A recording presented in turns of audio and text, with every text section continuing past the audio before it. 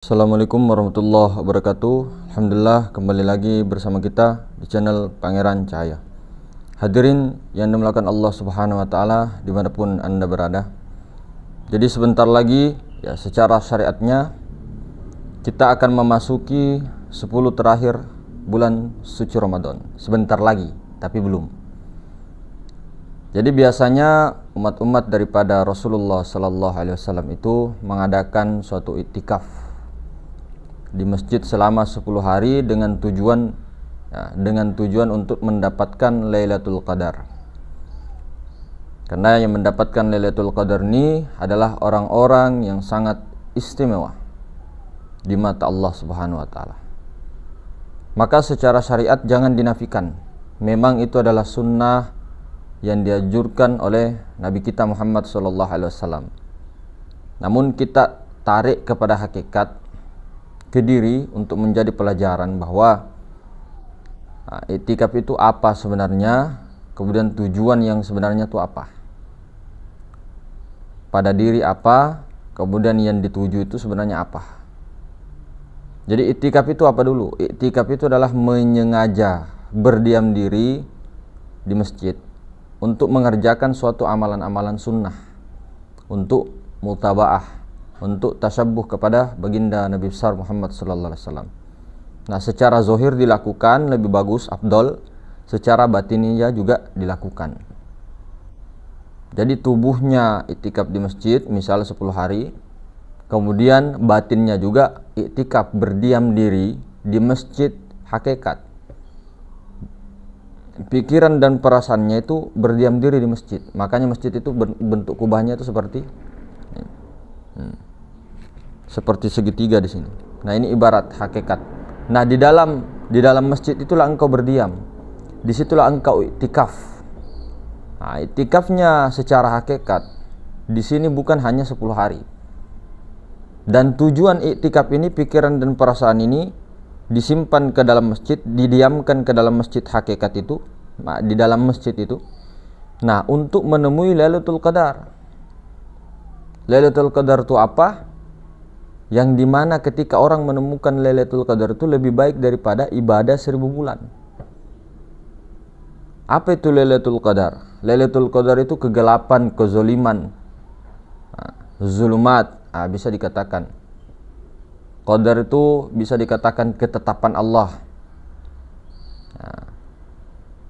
Maksudnya apa mas? Kok tidak nyambung? Laila itu malam, malam yang dimana ketetapan Allah itu terjadi.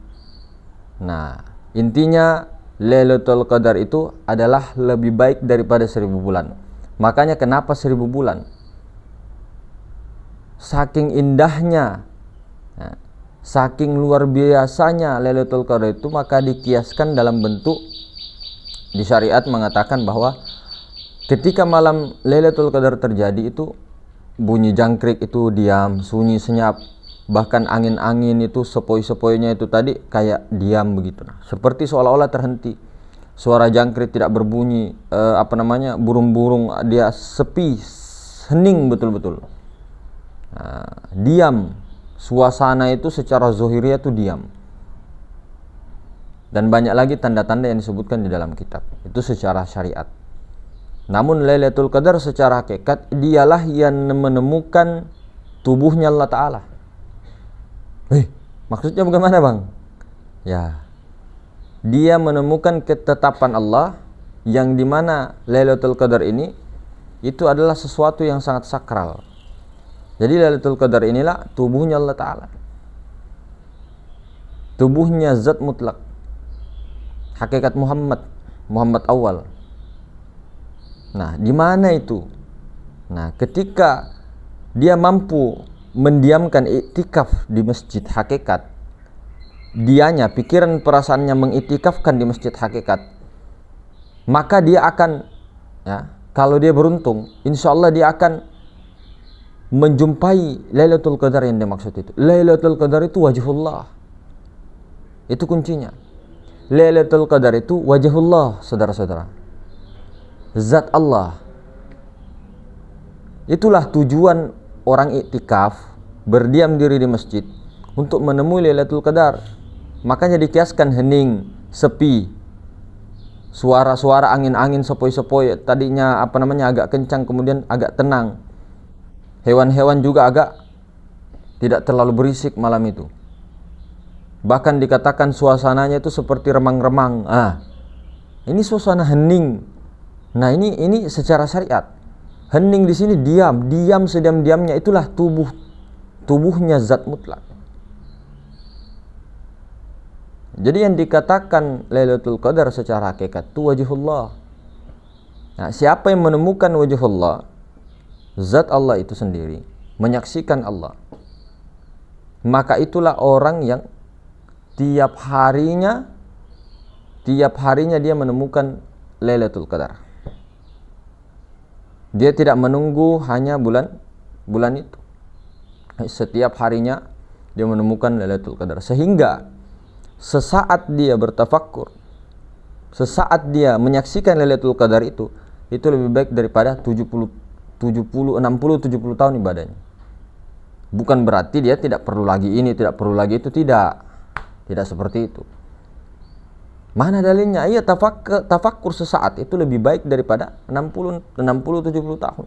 Bukan berarti kita tafakkur saja tidak perlu lagi ibadah, tidak begitu. Tidak begitu konsepnya. Namun inilah keistimewaannya umatnya Rasulullah, umurnya pendek-pendek tapi amaliyahnya itu melebihi umat-umat sebelumnya.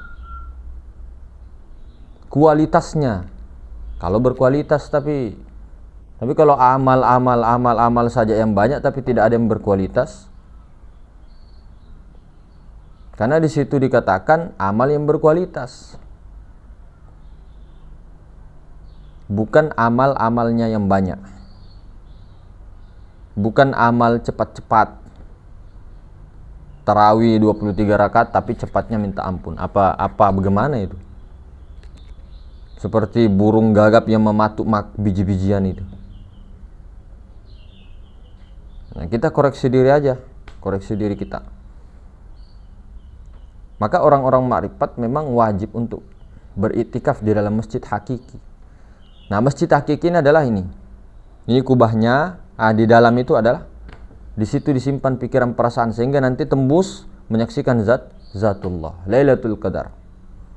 Dia gembira, dia menikmati suasana itu, dia merasakan Lailatul Qadar itu, dia menyadari, melihat langsung apa sebenarnya Lailatul Qadar itu. Makanya kenapa dikatakan lebih baik dari 1000 bulan. Makanya kenapa juga dikatakan Allah itu subhanahu wa ta'ala. Kenapa juga dikatakan bulan suci Ramadan.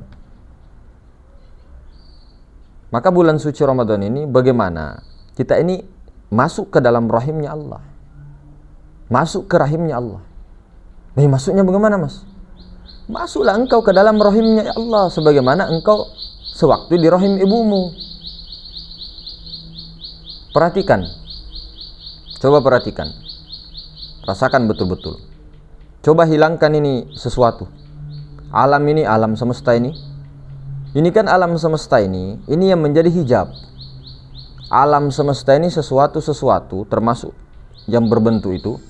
Ini semua yang menghalangi pandangan suhud batin kita daripada melihat zat Allah itu.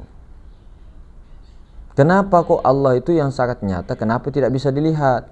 Bukan tidak bisa dilihat karena mata hati kita buta, tidak melihat zat Allah itu. Mata hati kita buta. Butanya karena kitanya yang melihat. Makanya supaya melihat atau bertemu atau sambung kepada Allah, harus hakikat Muhammad yang bersambung itu, hakikat Muhammad itu. Maka bertubuhlah jangan dengan tubuh jasmani. Kita bagi dua saja deh, jasmani rohani, biar tidak ribet. Nah, sekarang kita ini biasanya mungkin seumur hidup kita sampai sekarang mungkin ada merasakan tubuh kita itu yang ini. Iya apa tidak? Yang ini tubuh kita. Oh, tinggalkan paham-paham begitu. Lepas itu, lepas. Tubuhnya itu rasakan tubuh ruhani. Caranya merasakan tubuh ruhani, menyadari tubuh ruhani itu rasakan, masuklah ke dalam. Nah, langsung saja ke Muhammad awal itu yang di dalam pusar. Rasakan itu. Rasakan ke situ. Nah, itu yang rasakan. Bertubuhkanlah itu. Bertubuhkan ruhani. Bertubuhkan Ruh Kudus itu, zat mutlak itu. Nah, kalau sudah bertubuhkan itu, batinnya itu adalah Allah itu sendiri. Di balik itu semua adalah Allah itu sendiri. Nah, baru bertubuhkan,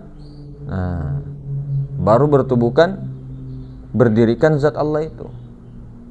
Setelah berdirikan zat Allah, berarti yang zohir, zohiru Rabbi, batinu abdi. Karena yang paling awal tuh, tiada berawal tuh Allah Ta'ala. Jadi yang paling zohir, yang paling batin, semuanya itu adalah Allah Ta'ala. Bukan mengatakan kita ini Allah, tidak. Maka ini dulu, perhatikan dulu. Ketika kita masih memandang sesuatu yang menghijab ini, maka kita tidak akan bisa melihat zat. Ini secara syariat kita yang melihat. Karena ini hijab semua, termasuk kita. Diri kita ini menghijab.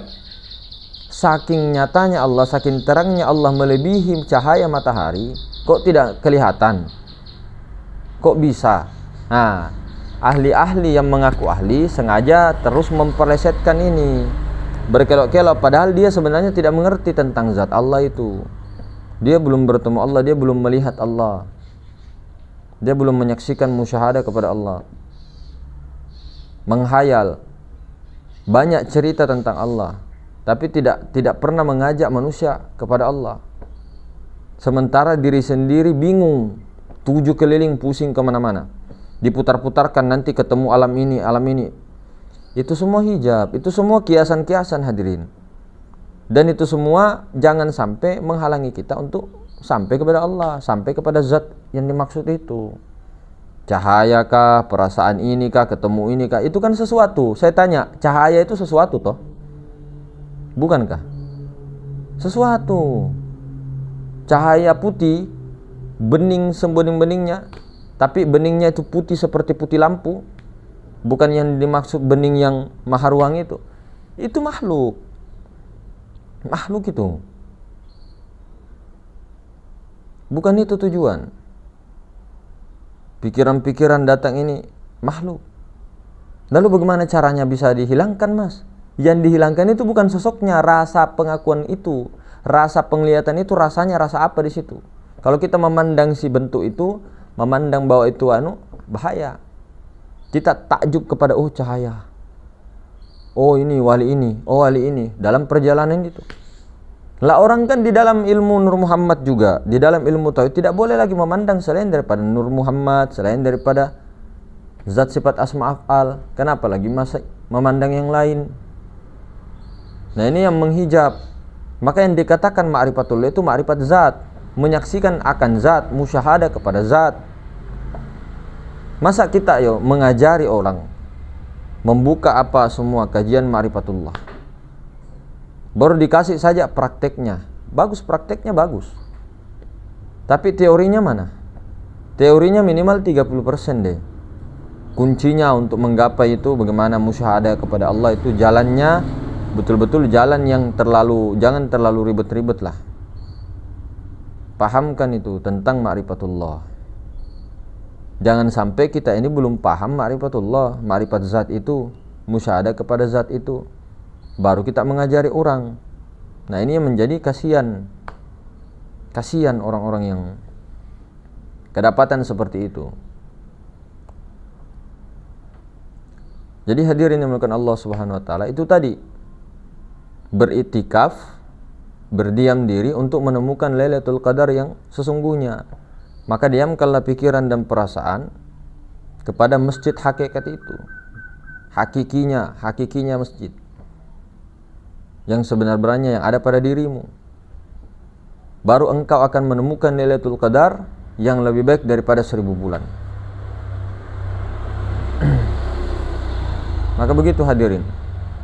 Ketika sudah menemukannya, maka itu akan nikmat senikmat-nikmatnya sampai engkau fana. lebur keakuanmu, yang ada hanya keakuan Allah. Maka benarlah la ilaha illallah. Tidak ada yang ada selain Allah, tidak ada yang nyata melainkan Allah. Itu arti la ilaha illallah itu. La ilaha illallah. La, tiada tubuh. Ilaha, tiada hati. Illah, tiada nyawa. Allah, tiada rahasia selain daripada Allah. Tubuh, hati, nyawa, rahasia, zat, sifat, asma, af'al. Namun yang perlu diketahui, Allah itu ismu zat, sering diulang-ulang. Kemudian kuncinya itu jangan pernah kita terjebak ketika ada orang yang mengajarkan ma'rifat, siapapun, mau bagaimanapun tingginya, mau apapun penampilannya, apapun itu, kalau mengatakan bahwa zat Allah itu sesuatu atau berupa cahaya atau apa, untuk apa diikuti? Tinggalkan. Itu kalau pribadi al-fakir, pribadi kita. Karena jelas-jelas di sifat 20 itu tuh dijelaskan di sifat salbiyah. 5 sifat salbiyah itu. Wujudnya Allah itu seperti 5 itu ciri-cirinya. Salbiyah itu qidam, baqa, mukhalafatul lil hawadis, qiyamu bi nafsi, wahdaniyah. Jadi kalau ada yang melenceng dari 5 ciri-ciri ini, untuk apa belajar sia-sia begitu? Ujung-ujungnya mengatakan kamu akan bertemu dengan lafaz Allah ini. Nanti kamu tunjuk itu, asyhadu an la ilaha illallah, tunjuk ke situ. Itulah Allah yang sebenarnya, la ilaha illallah. Ini yang berbahaya. Ada juga mengatakan kamu bayang-bayangkan dulu rupanya itu Allah, itulah Allah yang sebenarnya, la ilaha illallah. Ini kan jelas-jelas menyerupakan. Allah itu tidak serupa dengan sesuatu. Tidak bisa dikatakan ini Allah. Wujud rohani juga bukan Allah. Tidak boleh dikatakan begitu. Bukan Allah itu. Allah itu laisa kamitslihi syai'. Adanya Allah itu tidak punya tempat, tidak berbentuk. Di mana otak pikiran kita ini yang selalu mau ikut sama iblis, setan, luar dalam. Kemudian kita ini sering senantiasa diberikan ujian was-was. Was-was. Sudah belajar, ini was-was lagi. Was-was itu kerjaan setan. Setan dalam dirimu. Itu kerjaannya memang begitu. Maka was-was itu hilangkanlah dengan perbanyak istighfar, banyak sholawat. Banyakkan itu. La ilaha illallah, perbanyak. Pagi petang itu. Perbanyak juga surat An-Nas. Itu sebagai dalil saja. Sebagai titian, wasilah. Bukan tujuan. Artinya banyak-banyak itu sambil musyahadah kepada Allah. Hilangkan itu ya Allah. Was-was itu, was-was keraguan itu. Itu yang mau dikunci, itu yang mau dihilangkan sehilang-hilangnya. Nah, maka itulah tadi hadirin, kita kembali lagi makna sebenar-benarnya iktikaf. Jadi iktikaf itu ada 2. Iktikaf jasmania dengan iktikaf ruhania. Jadi kedua-duanya siapa yang memakainya maka dia orang-orang yang beruntung. Tuflihun. Tidak menafikan salah satu. Sholat juga begitu, tidak menafikan salah satu. Iktikaf juga begitu, khalwat juga begitu. Kalaupun ada yang menafikan, dia orang hakikat saja, syariat saja, ya silakan, saya tidak ikut campur urusan itu. Artinya saya berprinsip punya prinsip bahwa keduanya harus dipegang. Tanpa mengaku kita bersyariat, berhakikat tanpa mengakuan. Namun secara syariatnya, secara kenyataannya dilakukan begitu, nah. Tapi tidak mengaku. Nah, namun dua-duanya ini tetap dipegang. Syariat dipegang, hakikatnya dipegang, dua-duanya. Kalau ada yang mau pegang satu-satu silahkan, tidak jadi masalah juga dan tidak ada kerugian juga buat saya dan buat teman-teman lain. Namun kalau mau diikuti, alhamdulillah, kenapa tidak?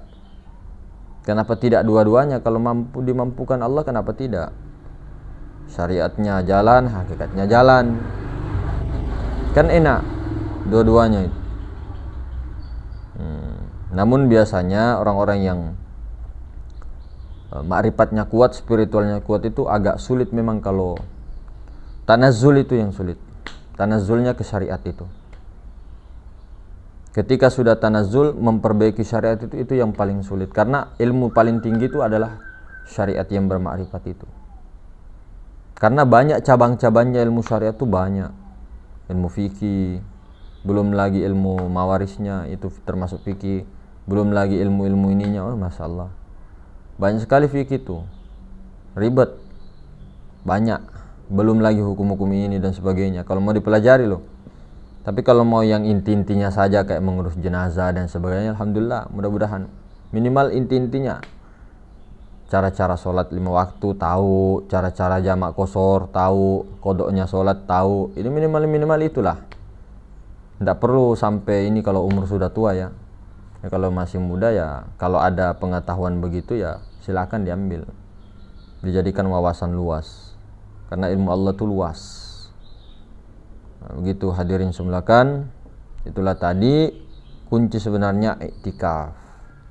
Lebih baik lakukan keduanya atau tinggalkan salah satu, begitu. Terserah saja, mau tinggalkan salah satu, mau tidak pakai dua-duanya juga terserah saja. Mau pakai dua-duanya boleh juga. Jadi seperti itu. Oke, saya pamit undur diri. Assalamualaikum warahmatullahi wabarakatuh.